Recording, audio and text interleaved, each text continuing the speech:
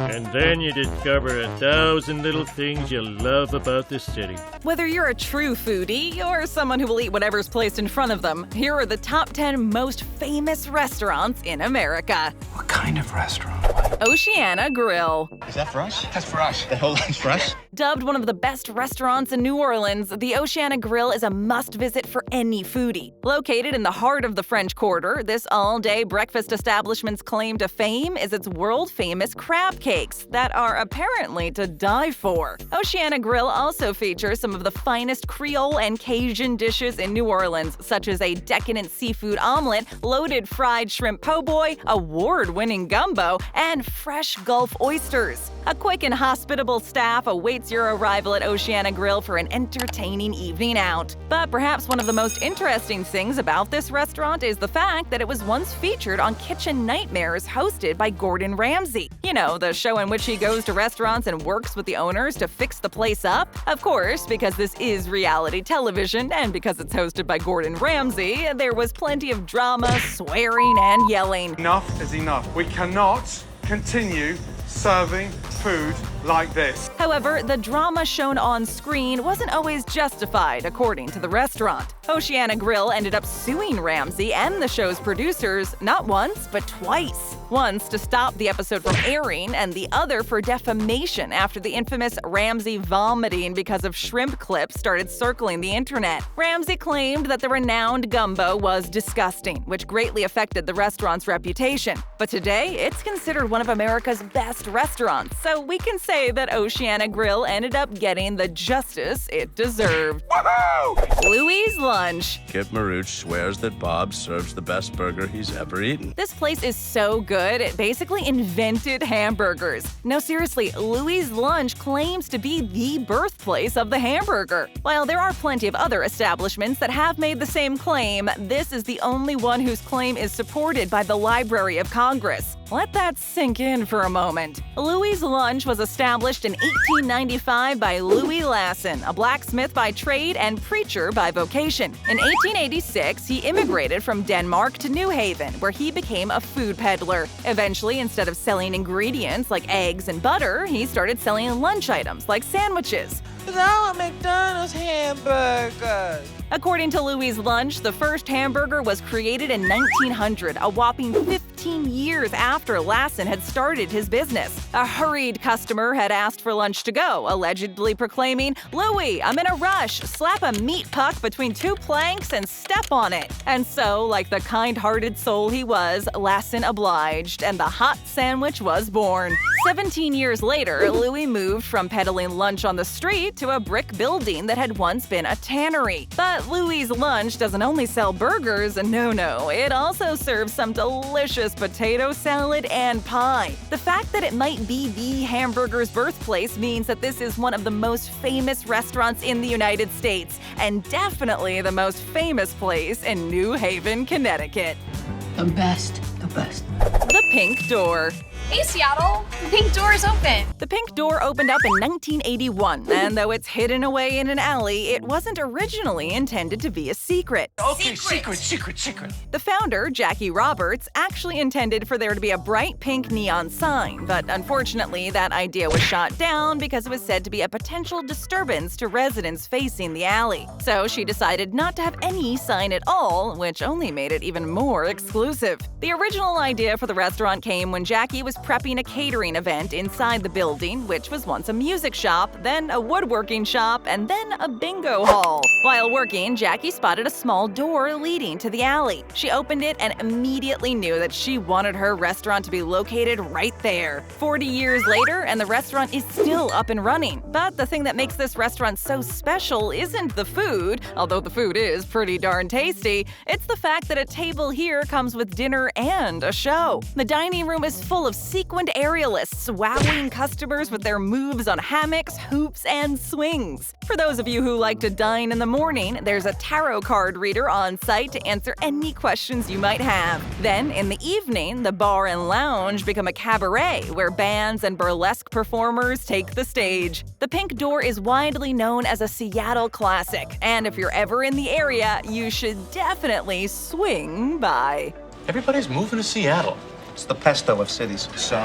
Santa Barbara Shellfish Company. I was a great chef. My specialty was seafood. The Santa Barbara Shellfish Company was established in 1980 as a buying station for local lobster and abalone. Located, unsurprisingly, in Santa Barbara, this restaurant sits on Stearns Wharf Pier, so not only does it offer a great view, but it also offers nothing but fresh seafood. In pre-pandemic times, this restaurant was so popular that you'd have to wait almost half an hour to get a table. The restaurant has shifted to accommodate for pandemic measures and now offers outdoor seating, with heaters included. But you've got a great view. For those of you who prefer the grab-and-go method, there's also a to-go side window to order from. If you want to eat outside, there's bar seating, which gives you a great view of the ocean. The menu basically encompasses the entirety of the ocean, from crab cakes to shrimp tacos to lobster pasta. If you don't trust us, all you have to do is read some of the restaurant's reviews. One customer said that their onion rings were the best they'd ever had. Another said that the oyster shooter was a must-order. This is an oyster with cocktail sauce, a lemon, and grated Parmesan cheese on top. Whatever it is, you can rest assured that your order will be fresh and delicious. Voila! The best restaurant, get first pick. Blue Heaven. Your food is so good. I've never hit a place 3 times.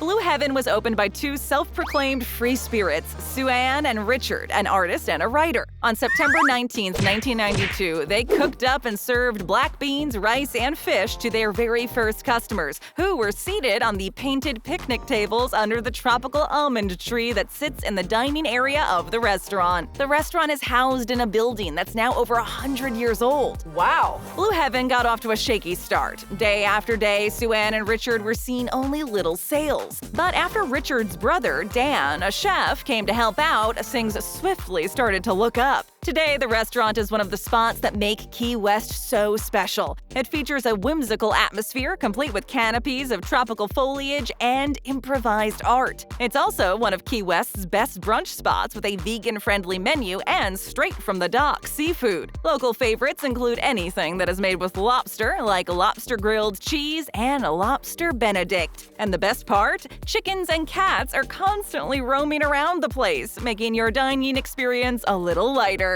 But no matter how playful it is, the food at Blue Heaven is always seriously good. Heaven. I'm in heaven. Willie, please express yourself through mopping. Voodoo Doughnut. You want your donut? Voodoo Doughnut specializes in weird, unconventional donuts, something that not every pastry shop does, which is probably why it has such a cult following. Founded in Portland in the 2000s, the 2 brains responsible for Voodoo Doughnut are Kenneth Cat Daddy Pogson and Trey Shannon. The 2 realized that there were no donut shops in downtown Portland, so in 2003, they rented a hole-in-the-wall storefront and told friends and family that they were bent on world donut domination. They started with a mix of classic and unconventional flavors, and people were so charmed that within a month of opening, the store received its first mention in the national press. Moron, you're on the air. No.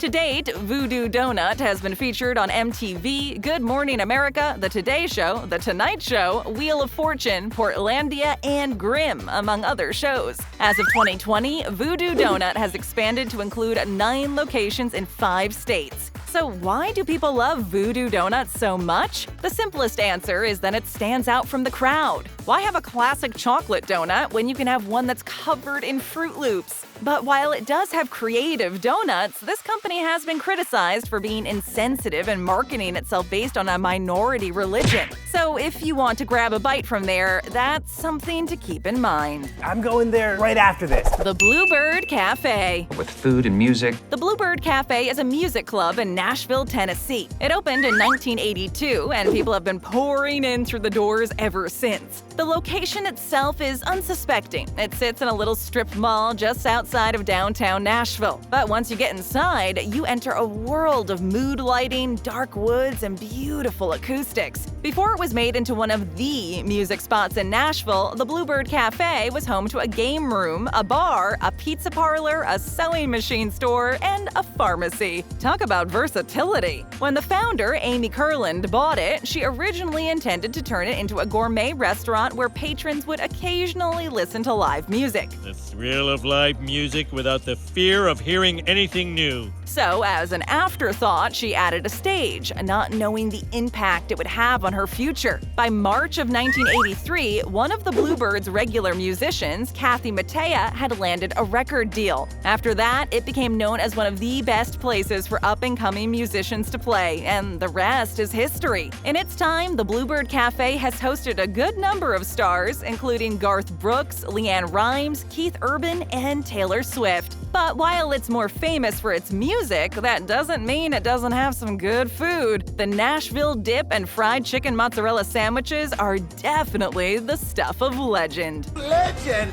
Joe's Stone Crab. Crab, so fresh. Located in Miami Beach, Florida, Joe's Stone Crab was opened by Joe Weiss in 1913. Weiss had moved from New York hoping to relieve his asthma, and while he can't say that the Florida air helped his lungs, it definitely helped to jumpstart his business. What started out as nothing more than a lunch stand on a dirt road by the beach grew to become one of the best restaurants in America. While the restaurant today is called Joe's Stone Crab, that wasn't always the case. In fact, the place didn't even start considering selling stone crab until 1921, when an ichthyologist, that's someone who studies fish, by the way, brought some stone crabs to Joe to find out if they were edible. Crab legs! Today, Joe's is the biggest buyer of Florida stone crab claws, and it plays a huge role in the industry. Not only is this place famous for having great crab, but it's also been mentioned in the media quite a few times. It was featured in the 1985 film The Mean Season, as well as in the novel Goldfinger, where James Bond eats the best meal he's ever had in his life. It was also regularly referenced by the Golden Girls. Not to mention, a wide range of famous people have stopped by for some crab, including Amelia Earhart and Jennifer Lopez. As of 2019, Joe's Stone Crab was the highest-grossing independent restaurant in the U.S. with $38.4 million. Now that's a lot of crab. And look at us now. Respected, successful.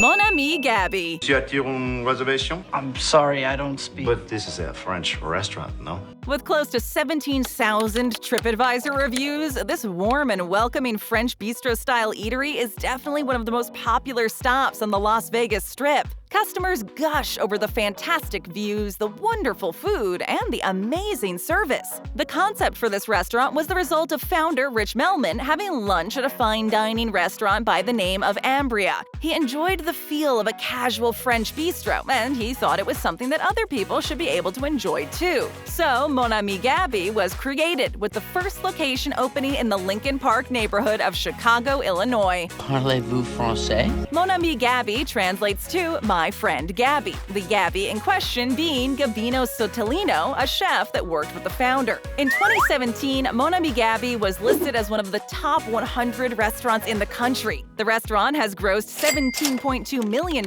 in sales and has served an estimate of 300,000 meals. Gabi works as the head chef at the restaurant along with his son, Mark Sotolino. As of 2021, Mon Ami Gabi has 5 locations across the United States, including in Oak Brook, Illinois, Reston, Virginia, and Bethesda, Maryland. It's supposed to be one of the best French places in town. Pane Vino. Looking inside yourself. Oh! But it ends with bread and wine. Woohoo! Last but definitely not least is Pane Vino, an Italian joint with a nearly perfect 5-star review on TripAdvisor and ranked as the #1 restaurant in Miami Beach. Located in Florida, Pane Vino is one of the most talked about restaurants, and for good reason. It's mostly known for its fresh homemade pasta, but also for its nice and welcoming staff. Customers rave about the restaurant's attentive service and its iconic tiramisu, the dessert you absolutely need to get if you ever go there. Totally worth it.